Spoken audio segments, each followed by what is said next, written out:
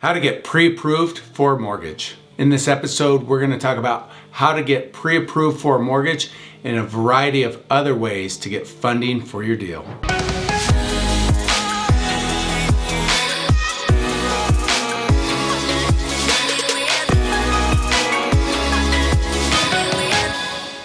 A lot of people just look at what is typical lending, which is you go to a bank or you go to a broker, right? So your bank, they have a certain amount of options. Typically a broker has a little bit more options.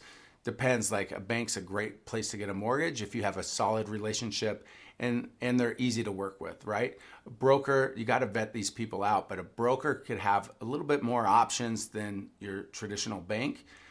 So dealing with a broker, again, you may want to shop it and see who could get you the best rate and term. This is, a lot of people understand this part. It's, mortgages, it's kind of what's traditional, which is not traditional for what I do. I like to find alternative ways to get the funding for my investment properties. So we're going to talk about those. But again, I just want to recap real quick before we get into those. If you're getting a traditional mortgage on an investment property, whether it's like a single family up to 4 units, you would go to a broker or your bank and they could typically fund those things. So what you need to consider is you need to consider your credit score. Like your credit score is important, especially when dealing with one of these institutions. So making sure, like, you could go to Credit Karma, you could get your credit checked, make sure, if your credit's low, you want to work on that. You could hire somebody to help you with it. You don't have to have good credit to buy a piece of real estate, but I will tell you from experience, it opens up more doors for you when you have good credit. And so just having those additional options is sometimes great. Saves you money because, if you have bad credit or unfavorable credit, you pay higher interest rate, which does what? Eats into your income, which eats into your cash flow. So anyways, just something to think about. Another thing to think about is debt to income. When you are looking at an investment property, you need to take into consideration what would be the cash flow on it. They're going to take a certain amount of the rents, a certain percentage of the rents. They're going to look at what you make, etc., and then what your debts are. Maybe you have a car payments and things like that. So credit card payments, So you want to take those things into consideration when figuring your debt to income. It's always good to get pre-qualified and know exactly what you could qualify for. I say that, but I never do. That's if you're doing it the traditional way, right? So if you're buying your own personal house, or maybe it's your first or second rental property or something like that, I'm really excited to get into these other options for you guys, which will open up more doors for you as well. So, and again, credit score, debt to income, what you could prove, all that good stuff. You want to have your assets, your liabilities, all those things kind of figured out. What you don't want to do is, when you're getting pre-approved, is go out and take on a line of credit, go buy that new car, truck, rack up a credit card, something like that. It happens all the time. People do it. I don't know why, especially when you're buying something that's going to produce income and then you go and waste that money. Anyways, alternative ways to buy investment properties. That's the stuff I want to get into right now. Make sure you give me the thumbs up. All right. Let's get going. Oftentimes, you'll hear me say this. If you've listened to any of the other videos, you'll probably hear this. If you know how to find the deal, you'll find the money. All right, find the deal, you'll find the money. If you do that, your credit score really doesn't matter, okay? So I torpedoed my credit after 2008-9. We talk about that. It's another story for another time. But I had to get creative on how I acquired properties. So I got really good at finding deals, so good that people would want to work with me. They'd lend me the money. They'd want a little piece of the deal, whatever it is. You could take on partners this way, right? You could raise money this way. So think about it like this. If you found a really good deal and you don't have the money, but there's a lot of equity, a lot of income that could be produced from it, whether it's from a cash flow perspective or from just fixing it and selling it, you'll get people to participate with you. So just think about that. Like, especially, let's say there's $100,000. I'm going to go ahead and do the work. This was me talking. I'll split this with you if you fund this deal. Well, what's their money doing anyways? It's just sitting there. So why wouldn't they want $50,000 in that situation? They would.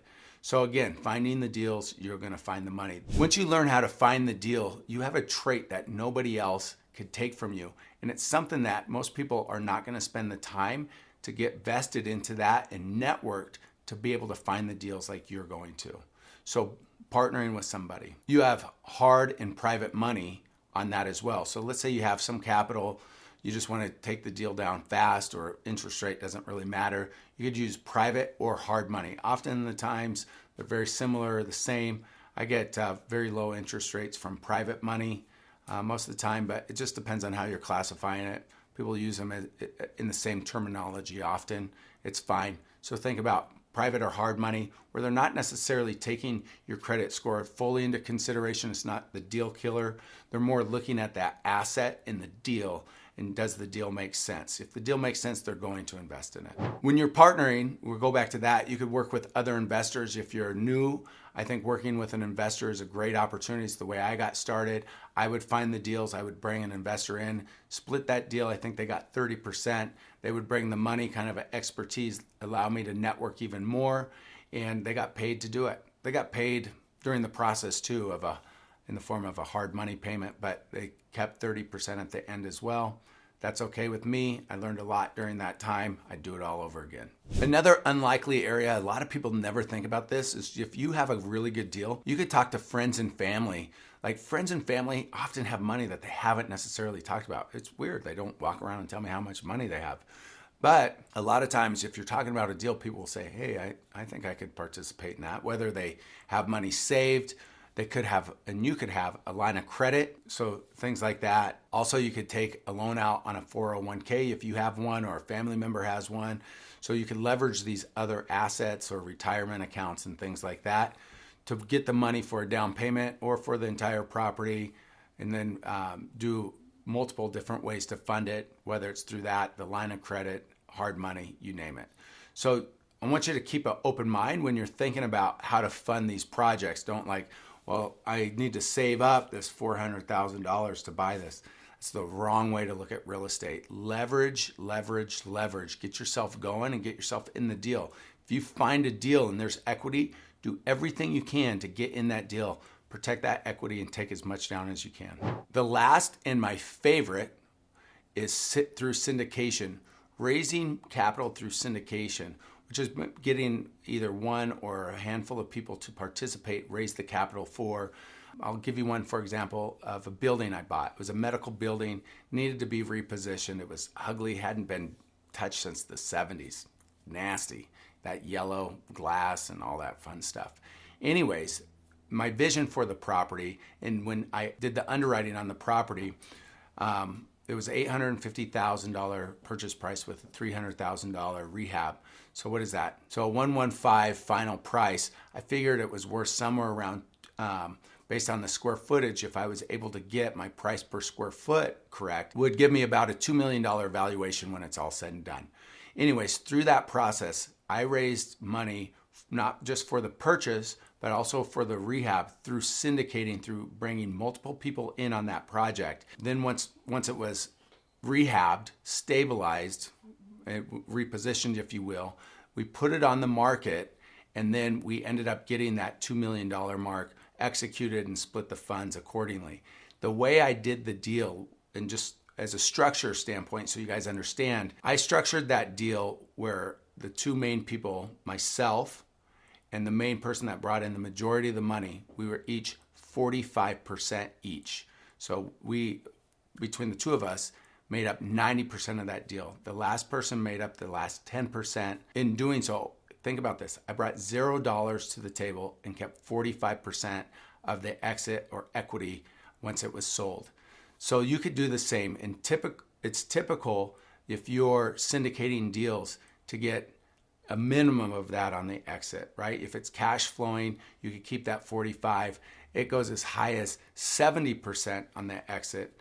Depends on how generous you want to be. I did 45. I kept it very simple across the board, just so I didn't get stuck with crazy math and have to do stuff later. 45% seemed good. They got me in the deal. Again, I did what I would call the heavy lifting. I did the repositioning, redesign of the building, and got it leased up with brokers as well. So it was a group effort there. But again, I got to keep 45% of the end plus the cash flow during that process as well. Something to think about. Minimum would be 25%.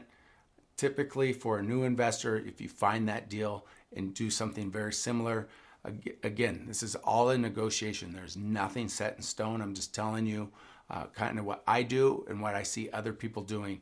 It's a phenomenal way, again, for you to get into a deal and fund it.